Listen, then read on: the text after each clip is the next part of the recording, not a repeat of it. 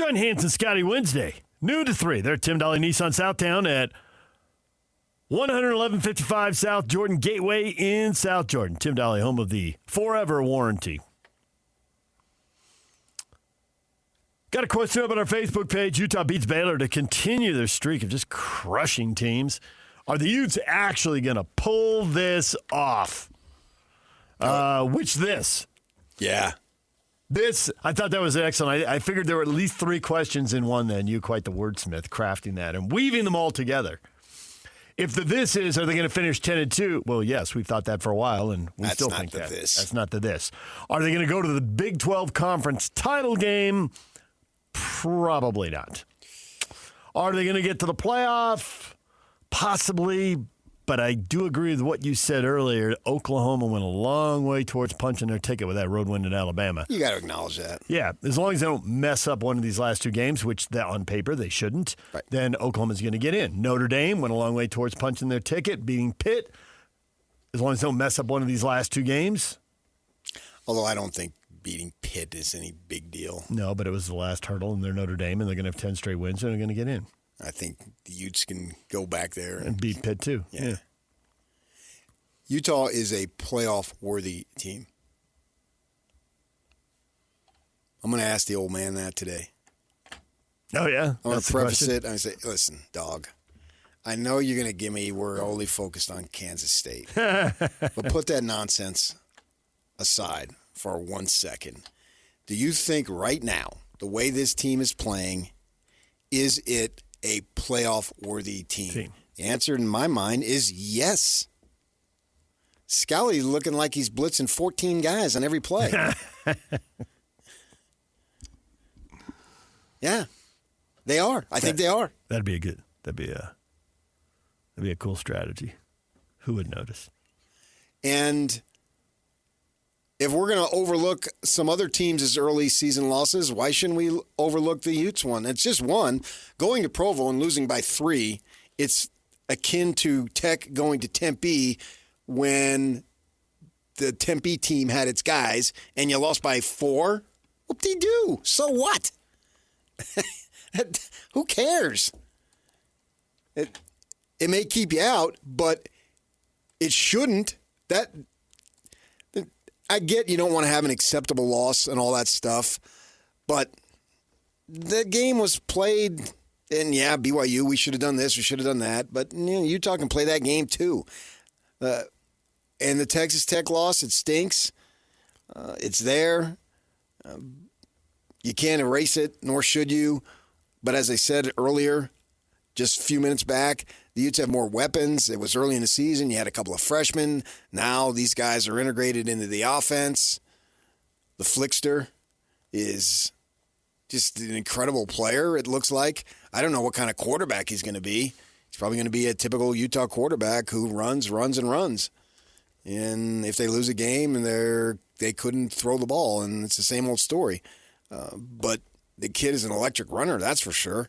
And so they, in my mind, are playing well enough to be included. I don't know that they will, and maybe they won't. And those losses obviously would be something that would stand in the way. But if I'm going to judge teams on, Notre Dame has won 10 in a row, I sort of think that we need to look at the same parameters for everybody. That sounds good, but now we're starting to use the word fair, and you've told us that doesn't happen, and Notre Dame's going to get the benefit of that. I didn't say fair. I never said fair. You avoided the word, but you implied it. I don't like to avoid you. If they pull this off, which also comes down to do they get help, what do you think of the odds of Oregon being a team that gets out of the way? Who the crap is Oregon beat? Who they beat? Now you can argue who has Utah beat, for that matter. Oregon's big win is Penn State. And that ain't a big win. A 4-6 team. Iowa. My stand corrected. Iowa. Iowa's 6-4. Yep. Oregon is just basically a hooker. I mean, come on. Everybody is now. That's old. Minnesota 6-4 also. Those are their wins over winning teams. Wow, geez. Let's give Lanning some more millions. Wisconsin, Rutgers, Penn State, He beat Oregon Minnesota. State. Holy freak. Yeah. At home, no less. Their wins are over a couple of 6 and 4 teams. I seen that game Friday. So Oregon's there on rep. We got to have Oregon. Of course we have Oregon. We always have Oregon. Utah's best win, Cincinnati and ASU. I mean, ASU didn't have the quarterback, so I guess Cincinnati then becomes the best win. I think Cincinnati is their best win. 7-3 Cincinnati. I think Utah's best win is the margin of victory, where they've just dominated game after game after game. They lead the league in style points with these 50, 60, 70-yard runs. Like, wow. That's what gets you. And they have a rep. They don't have the Notre Dame rep, obviously. They'll never have the Notre Dame rep because very few do, if any. But they do have a rep, and that's not supposed to count. But you're talking with humans. You're talking about humans when they go in there. Alabama lost to East Illinois. You think there's any chance, Alabama has Eastern Illinois left after this Oklahoma loss and Auburn. You think there's any chance they mess up? No. Because they're sitting on 2 losses. And this is the week where we annually complain about the SEC playing a bunch of crappy teams. Yep. And Herb Street says, why not just have a bye? I mean, it's Groundhog Day all over again. We hear it every year at this time. Yeah. And every year it happens, although they're going to go to 9, so maybe it won't happen. Right? Well, maybe they'll choose to use their game there, but they won't have 2 of them. Because they traditionally have a gimme in September and a bye in October and a gimme in November. At this time of year, when there's a fever pitch for the sport, it ought to be not allowed, disallowed. No. That's what BYU and Utah should play on this week. So Utah with 2 losses will get potentially left out here, while Oklahoma, Notre Dame, and Alabama with 2 losses will get in. That's the way it looks. On a theory, I can see your theory, and I don't know that. But you said that's the way it looks. That's not. You're not saying I guarantee it, right? But you're saying that's the way it looks. Somebody could get left out of that group, and somebody in that group could still stumble and have some hideous third loss. Maybe so. Doesn't seem likely. You know, the thing about it is, for the Utes, are they better to not go to Arlington and lose? I don't see how they get in if they go to Arlington and lose. Right. With a third loss. So do you really want to go to Arlington? Is your chance better to go 10-2 with all these dominant wins? Because they should have 2 more dominant wins. I would think the line against Kansas State's got to be about 15. I think they're going to want to go because I think they're going to go into conference championship. Yes, of course they're going to want to go. You're right. But I think to that point about risking the third loss, I think by the time they get there, they'll see we're on the outside looking in. So we need to win this game to get in. We need the opportunity to win it to get in. Because you can go into that weekend, if they go with the theory they went with last year about we're not penalizing SMU for losing the ACC championship game, then no one can be penalized that last week. But and you're not playing, you can't be rewarded. Utah is not SMU. Utah doesn't need some theory to get them in. No, the team that would be SMU would be whoever is in front of Utah that is playing on the last weekend. Right. But that's what I'm saying. I get that. And SMU, I think Utah in that theory would have a better rep than whoever SMU is this year, if it happens. Okay. I see where you're going. You're under the assumption that they're already in, as SMU was, that they're already above the line when they get that weekend. I'm figuring, although they could get the help, they won't. So they'll be below the line going into that weekend, and they're going to have to help themselves. And that very well could be true. In fact, I would probably lean towards that. Yeah. But I'm talking about if one of those other teams if some of these lost. other teams slip, and so Utah gets to 10 in the college football rankings, which is where they're going to have to be to get into the 12-team playoff, it looks like, with an ACC and group of 5 teams coming in from and lower ultimately, spots. that's the only one that matters. Yeah. In these Tuesday night spiels is that last one in December. So see what you got there and go from that perspective. The good thing is if Utah doesn't get to Arlington and is left out, they'll never get as much run as they're going to get that Sunday.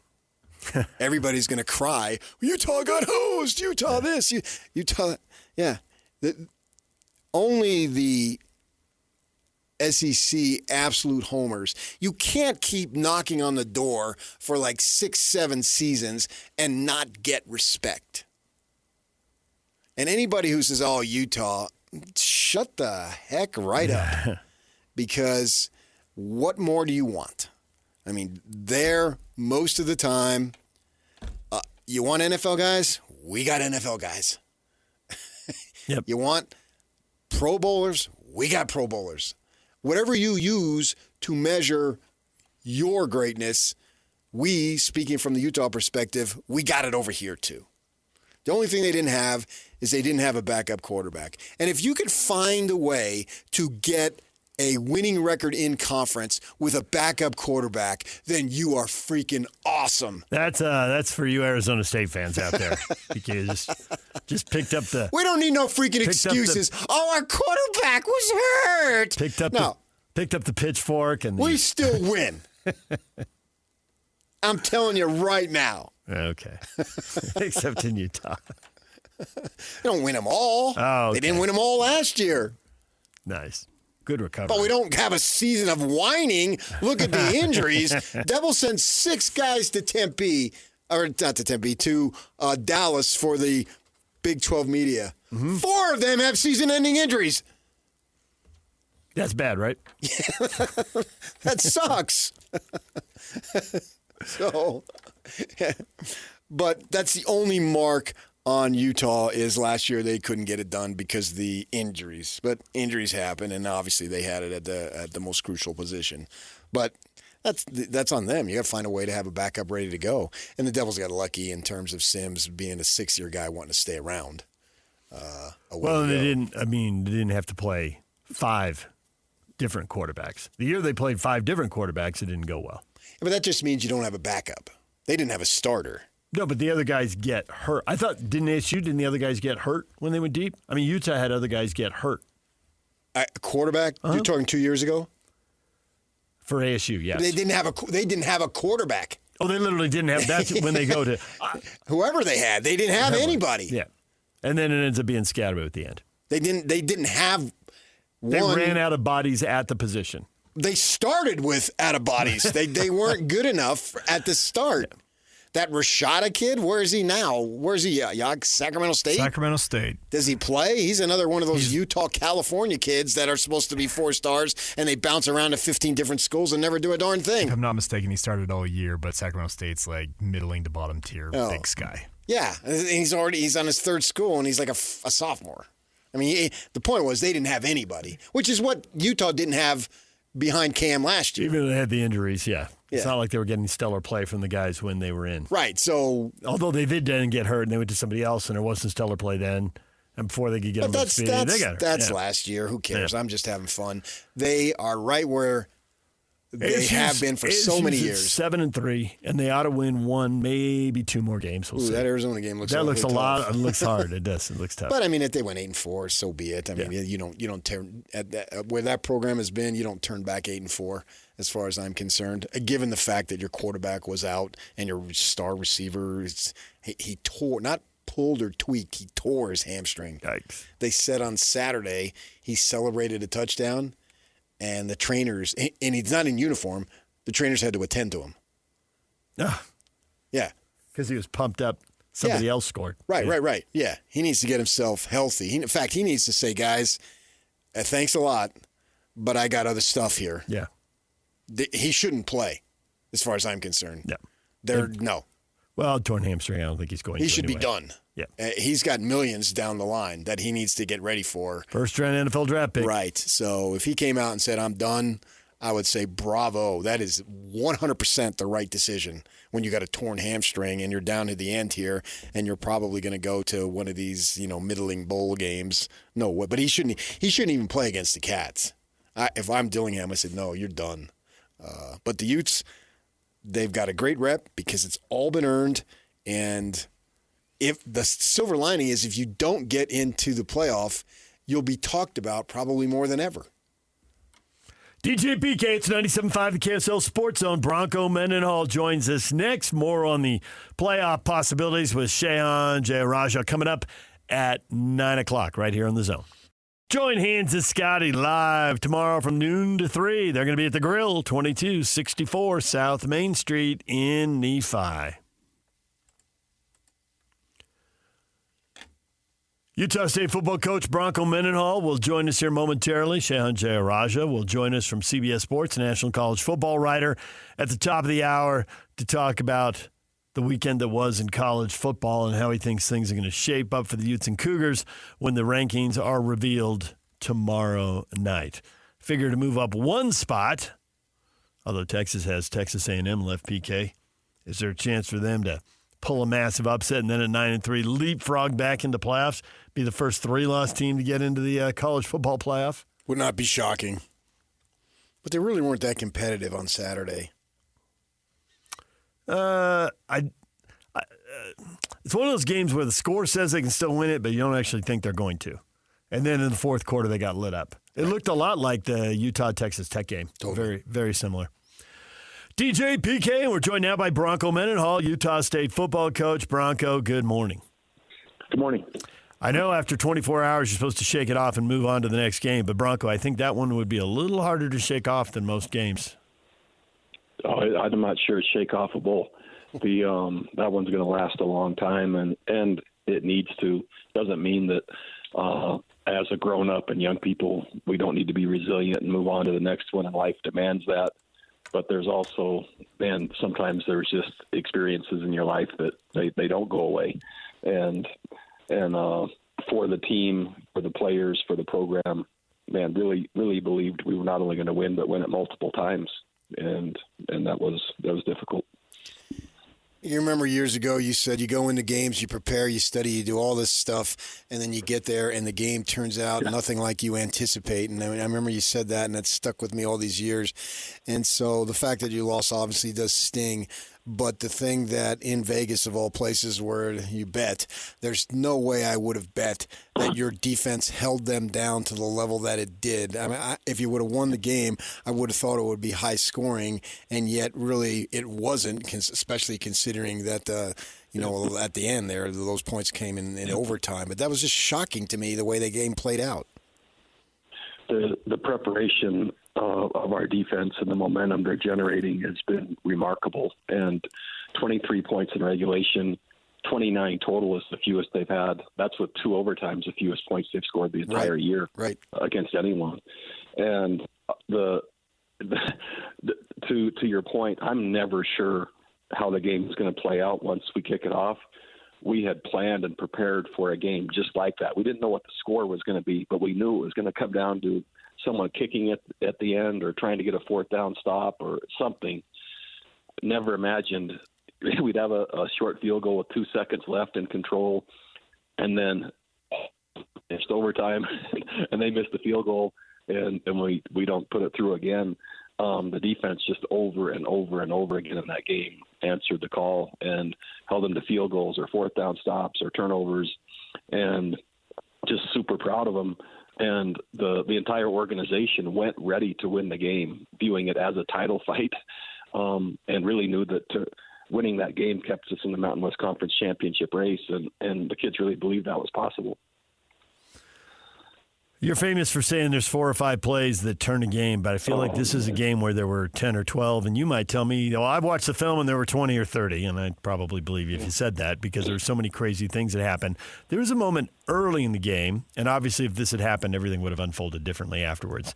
But you get the touchdown, and there's a penalty on them, and it moves at half the distance to the goal. And immediately, I forget who it was, but the analyst on the TV broadcast is like, oh, this is a chance to go for 2. When you get that penalty, you got to think about that. Did you think about it? How close did you come to doing it? Because obviously you kicked the 1. No, just split second, but I didn't think it was really relevant at that point.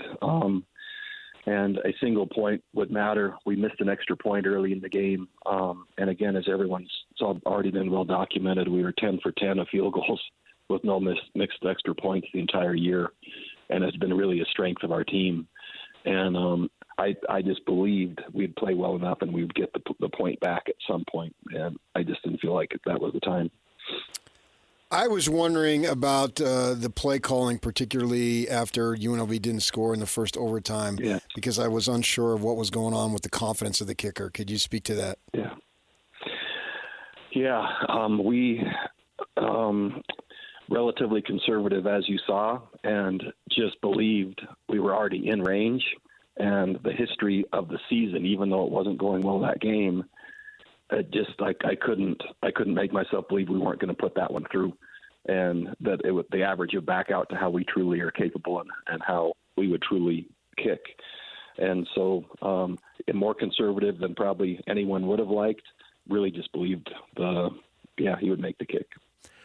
The conservative didn't surprise me, but I guess what surprised me was that the running plays weren't for Bryson Barnes, because it gives you an extra blocker, obviously, and he just had the long TD run. He actually had a couple good runs before the long TD run, so I thought maybe you gave him a break there, that they didn't have to stop the thing they didn't seem capable of stopping. Yeah, I think it's a point well taken. The number of shots and his physical status at that time, he was basically carrying the load by himself, and he just, I'm sure Coach McGiven and Matt Johns, our quarterback coach, were looking, as I was, just how much more can he do, and so there was a fine line in there that I'm sure weighed into that. If I told you that you could get Bryson Barnes back for another year, but you had to give up at least 1 or 2 years of your life, would you still say yes? Well, that's an easy trade. I'm taking him every time because the quality of those years, that's going up. There you go. I'm going quality over quantity. I got to admit, when he started in on it, I thought he was going to go with Ronnie Lott's Pinky story again. No, I'm talking I know. right to the end there, the big life. Yeah, I mean, the kid is just amazing. You got to love the way he plays.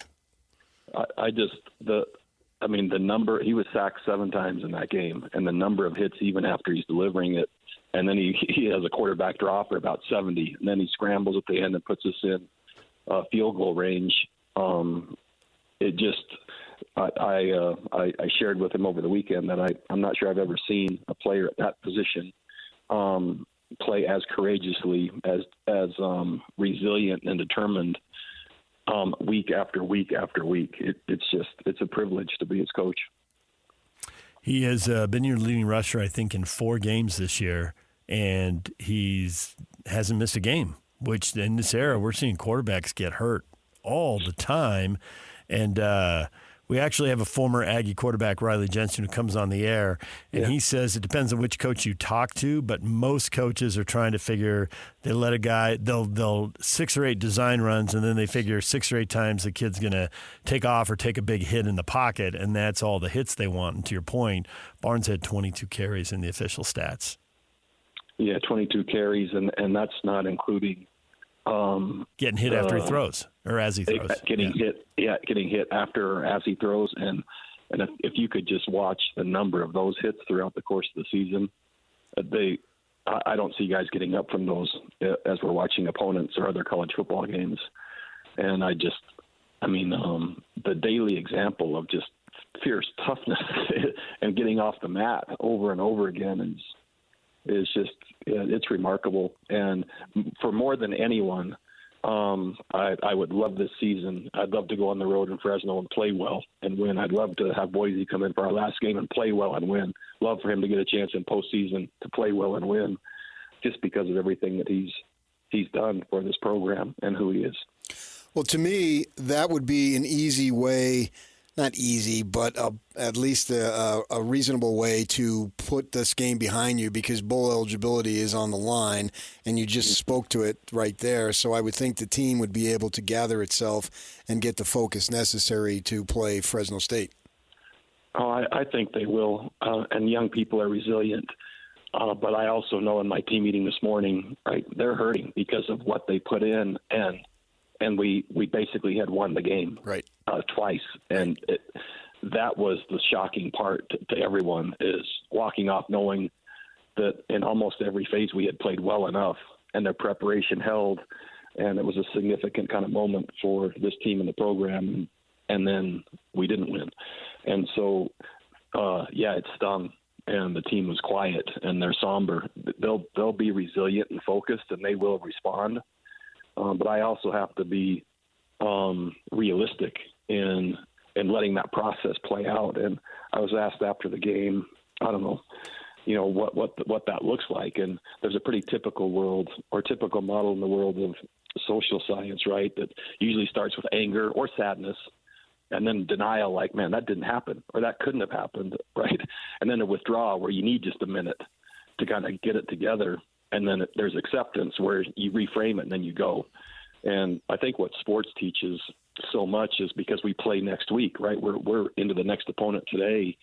You're not really allowed a lot of time to work through that process. And so you learn to expedite that. My wife gets furious with me because I'm a fast mover on her, but I've been trained to do that, because so many rely on me to be able to do it. Yeah. And so we're passing that on to young people, but also, they have till tonight, right, when we actually practice or start moving through what our opponent does. And they're still working through that process, and we all have to go through it.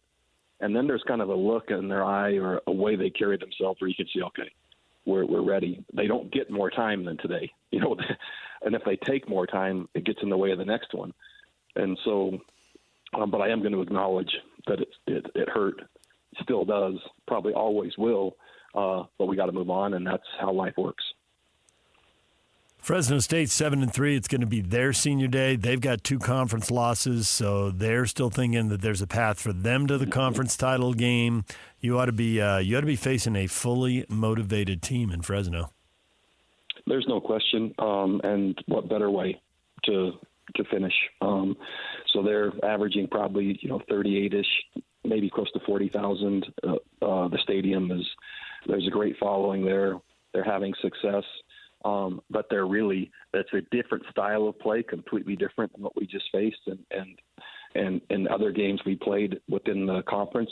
But the parity, they are the same as the other teams. They're winning, but it's a very similar record to Hawaii, to New Mexico, to UNLV, to insert whatever Mountain West team you want. And that's what the top is going to look like. And we know we're capable. We just demonstrated that again.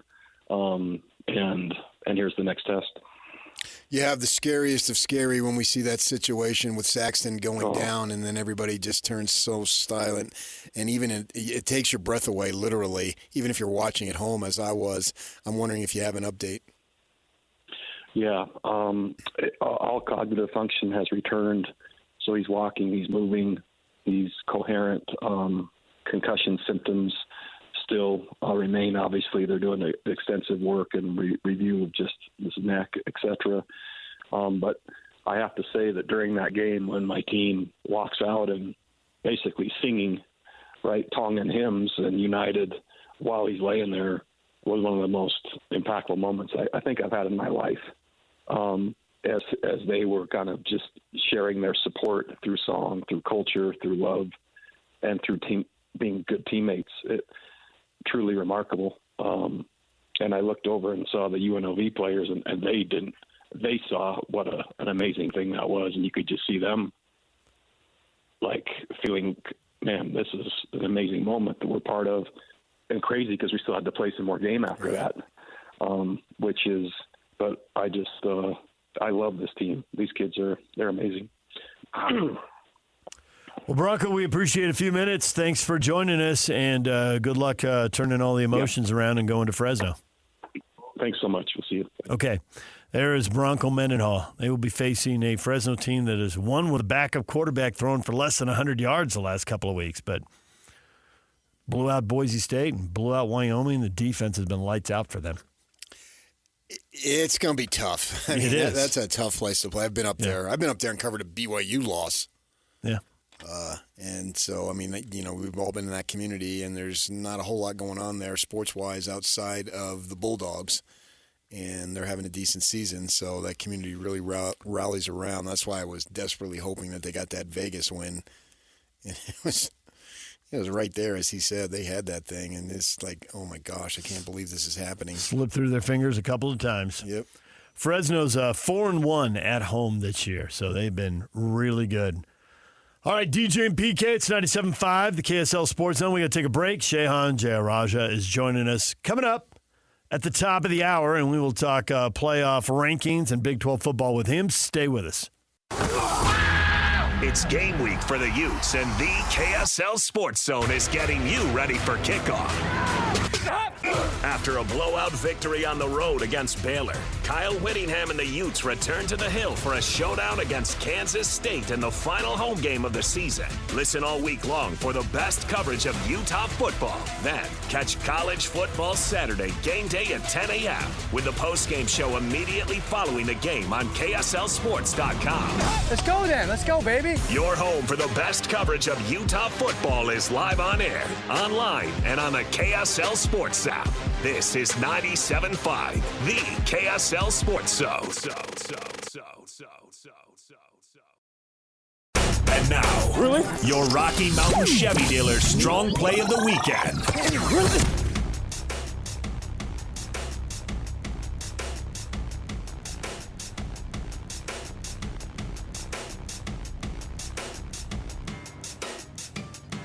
Ficklin in at quarterback. Ficklin with the fake. He will run it. Picks up a block on the right side. Ficklin, the hezzy. Oh, shoves the defender out of the way. Ficklin still motoring.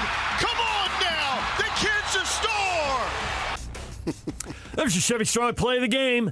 Know it this afternoon after 3 o'clock. JJ and Alex will call for it, and you can win fabulous prizes. Hey, did he say his best friend is dead? That's just great. I wish I had a best friend. Come on, man. Yeah, all the romance has gone out of the game because it's all about money. And so now you got a bromance right there, and you're mocking it. I'm not mocking it. Okay, I think it it's sounds cute. like it. No, I'm mocking it if you're 50 and you tell me you've got a bestie. Oh, okay. That's ridiculous. But in college, you still get to have a best Oh, friend. at their age? Okay. Absolutely. Okay. Have All a right. best friend at that age.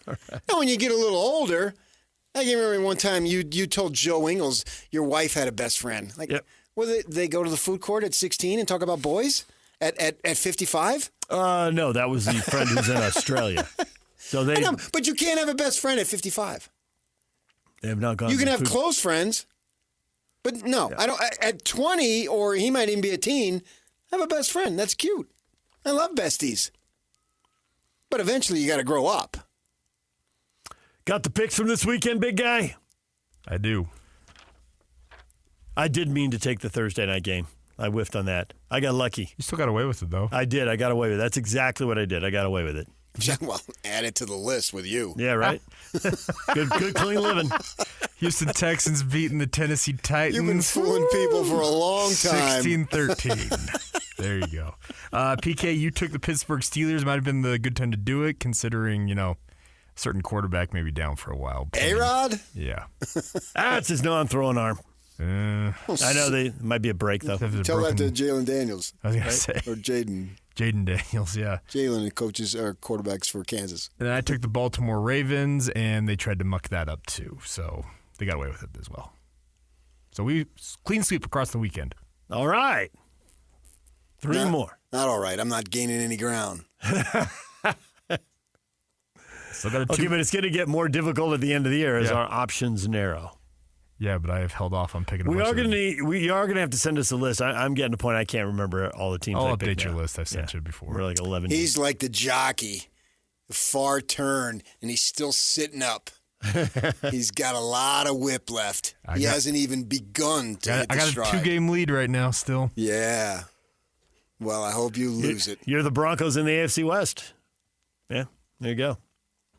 Surprise teams. Broncos, Patriots atop the AFC. How about that? Patriots are a surprise team, not the Broncos. The Broncos How were are in the Broncos playoffs. not a surprise team? No, the Broncos not a surprise team. How dare Well, you say that? They were in the playoffs last They year. were in the playoffs last year, Yock. What are you talking about? How can you be surprised? They They were in the won 8 playoffs straight, last just I year. like think the New Patriots England. are a bigger surprise. You can go there as a surprise team, but No. New England's a bigger surprise. Right, a bigger. They came out of nowhere. Well, he's saying biggest. He's not going bigger. He's saying biggest. What about Seattle? What about they were in the playoff almost last year? They won double-digit games. How are they a surprise? What are you and thinking? Sam Darnold just threw 4 picks. And Sammy yesterday. D threw 4 did. picks. You did. And I can never root for the Seahawks. He just You can't. know this. It's against his very DNA. It's awesome that you're a Mariners fan, but you loathe the Seahawks. That don't make no sense. It really does. Sports No. free agency, Yeah, man. yeah. I mean, when you're from Utah, you gotta pick and choose. For me, I'd pick a winner every time. Then you never lose. So Yankees, Lakers. What else? Just go Duke. Duke, yes. Or North Carolina, one or the other. Doesn't matter. Yeah. We had a guy when I worked at Daily Breeze, hardcore Duke basketball fan. Like, get out of my face. I mean, you grew up in San Dimas, you're working in Torrance, and you're a hardcore Duke basketball fan. Right when they were winning all those titles. Yeah. No connection whatsoever. I love a winner. How many people did you know in L.A. who rooted for USC football and UCLA basketball under the same principle? None, because I eliminated them from my life. Okay, that's good. I don't tolerate it. I'm in through thick and thin. Hardcore. I bleed maroon and gold. When we come back, Shahan Jayaraja joins us, CBS Sports national college football writer. We'll talk about the weekend with him and see if he thinks Cincinnati's got a chance. Puncher's chance? We'll talk with him next. Stay with us.